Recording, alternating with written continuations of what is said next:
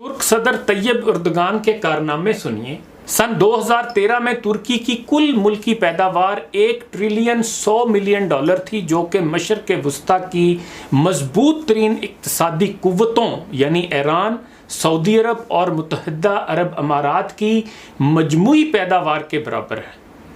Erdogan ने सालाना तकरीबन 10 पॉइंट्स के हिसाब से अपने मुल्क की मईशत को 111 नंबर से 10वें नंबर पर पहुंचा दिया, जिसका मतलब है कि तुर्की दुनिया की 20 बड़ी ताकतों G20 के क्लब में शामिल हो गया है।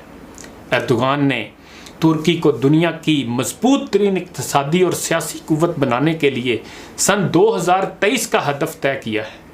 अब देखना यह है कि क्या तुर्की इस अज़म में कामयाब होता है। ये तो आने वाला वक्त ही बताएगा। इस्तांबुल एयरपोर्ट यूरोप का सबसे बड़ा एयरपोर्ट है। इसमें यौमिया 1260 परवाज़ें आती हैं। मकामी एयरपोर्ट की सुबह की 630 फ़्लाइट्स इसके अलावा हैं। तुर्क एयरलाइन मुसलसल 3 साल से दुनिया की बेहतरीन फ़ज़ाई सर्विस होने का एजाज़ हासिल कर रही है। 10 सालों के दौरान तुर्की ने जंगलात और फलदार दरख्तों की शक्ल में 2 बिलियन 770 मिलियन दरख्त लगाए हैं।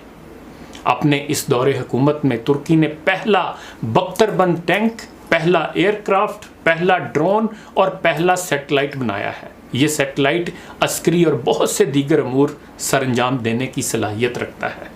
एर्दोगान ने 10 सालों के दौरान 125 नई यूनिवर्सिटियाँ, 199 स्कूल, 510 अस्पताल और 1,69,000 नई क्लासें बनवाईं, ताकि तलबा की तादाद फ़ी क्लास 21 से ज़्यादा ना हो।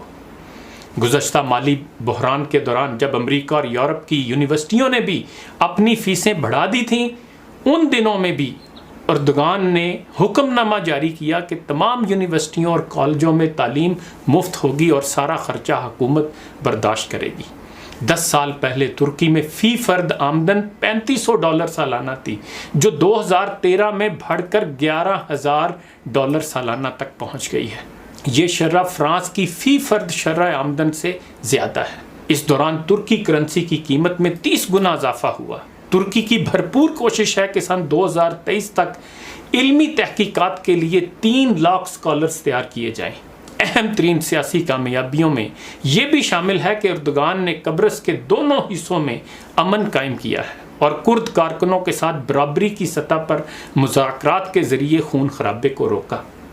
आर्मीनिया के साथ मसाइल को सुलझाया। ये वो मसाइल हैं जिनकी फ़ाइलें गुज़श्ता 9 दहाइयों में रुकी हुई थीं। तुर्की में तनख्वाहों और उजरतों में 300% इजाफा हुआ है। मजदूर की कम अज़ कम तनख्वाह 340 लीरा से बढ़कर 997 लीरा हो गई है। काम की तलाश में फिरने वालों की शरह 38% से घटकर 2% पर आ गई है। तुर्की में तालीम और सेहत का बजट दिफा के बजट से ज़्यादा है। यहाँ उस्ताद की तनख्वाह डॉक्टर के बराबर है। एर्दोगान ने तुर्की में 35,000 टेक्नोलॉजी लैब बनाई हैं, जहाँ नौजवान तरबियत हासिल करते हैं। एर्दोगान ने 47 अरब का बजट खसारा पूरा किया और उसके साथ साथ गुज़श्ता जून में बदनाम ज़माना वर्ल्ड बैंक के कर्जे की $300 मिलियन की आखिरी किस्त भी अदा कर दी। सिर्फ यही नहीं, बल्कि तुर्की ने वर्ल्ड बैंक को $5 अरब कर्जा दिया। मज़ीद बरा मुल्क की ख़जाने में $100 अरब का इजाफा किया, जबकि इस दौरान बड़े बड़े यूरोपीय ममालिक और अमेरिका जैसे मुल्क कर्ज़ों, सूद और अफलास की वादी में हैरानो सरगर्दा हैं। 10 साल कबल तुर्की की बरामदात $23 अरब थी। अब इसकी बरामदात $153 अरब हैं, जो कि दुनिया के 190 ममालिक में पहुंचती हैं। इन बरामदात में पहले नंबर पर गाड़ियां और दूसरे नंबर पर इलेक्ट्रॉनिक का सामान आता है। यूरोप में बिकने वाली इलेक्ट्रॉनिक अशिया में हर 3 में से 1 तुर्की की बनी हुई होती है। तुर्की हुकूमत ने तवानाई और बिजली की पैदावार के लिए कूड़े की रीसाइक्लिंग का तरीका इख्तियार किया है। इससे तुर्की की 1/3 आबादी मुस्तफ़ीद हो रही है। तुर्की के शहरी और देही इलाकों के 98% घरों में बिजली पहुँच चुकी है। एर्दोगान ने एक टीवी प्रोग्राम में एक बच्चे के साथ मुबाहसा में शिरकत की, जिसमें तुर्की के मुस्तकबिल के बारे में गुफ्तगू हुई। इस बच्चे की उम्र 12 साल से ज़ायद नहीं थी। एर्दोगान ने इस बच्चे की भरपूर हौसला अफजाई की। अपने इस अमल से एर्दोगान ने तुर्क बच्चों को मुबाहसा और गुफ्तगू की एक बेहतरीन मिसाल पेश की। اس سے ان بچوں کے مستقبل کا اندازہ لگایا جا سکتا ہے۔ عرب سیکولرز کی جانب سے اسرائیل کے ساتھ ترکی کی دوستی کا جو شوشہ چھوڑا جاتا ہے، اس کا عالم یہ ہے کہ غزہ جانے والے جہاز پر جب اسرائیلیوں نے حملہ کیا تو ترکی نے اسرائیل کو بھرپور تماچا رسید کیا، اور نہ صرف اسے معافی مانگنے پر مجبور کیا بلکہ معافی کے لیے غزہ سے محاصرہ ختم کرنے کی شرط بھی عائد کی۔ 2009 میں ہونے والی دافوس اقتصادی کانفرنس میں جب اسرائیلی صدر پیریز نے غزہ پر حملے کا جواز پیش کیا اور لوگوں نے اس پر تالیاں بجائیں تو اردوغان نے تالیاں بجانے والوں پر شدید تنقید کی اور یہ کہہ کر اس کانفرنس سے اٹھ گئے کہ تمہیں شرم آنی چاہیے، ایسی گفتگو پر تالیاں بجاتے ہو، حالانکہ اسرائیل نے غزہ میں ہزاروں بچوں اور عورتوں کی جانیں لی ہیں۔ اردوغان نے اپنے مخالفین کا سامنا واٹر کینن سے کیا، اس نے ان پر مگ طیاروں اور سکڈ میزائلوں سے حملہ نہیں کیا۔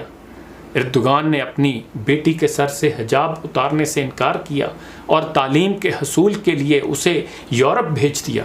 یہ اس وقت کی بات ہے جب ترکی کی یونیورسٹیوں میں حجاب پر پابندی تھی۔ اردوغان وہ واحد مسلم لیڈر ہے جس نے اپنی اہلیہ کے ساتھ برما کا دورہ کیا اور میانمار کے ستم رسیدہ مسلمانوں سے ملاقاتیں کی۔ 9 دہائیوں پر محیط سیکولر دور حکومت کے بعد اردوغان نے ترکی کی یونیورسٹیوں میں قرآن اور حدیث کی تعلیم دوبارہ شروع کی۔ اردوغان نے یونیورسٹیوں اور عدالتوں میں حجاب پہننے کی آزادی دی۔ اردوغان نے بحر اسود کے کنارے پر سب سے بڑے معلق پل پر بسم اللہ الرحمن الرحیم کے حروف پر مشتمل لائٹنگ کی، جبکہ ایک عرب ملک نے دنیا کا سب سے بڑا کرسمس درخت بنایا جس پر $40 ملین لاگت آئی۔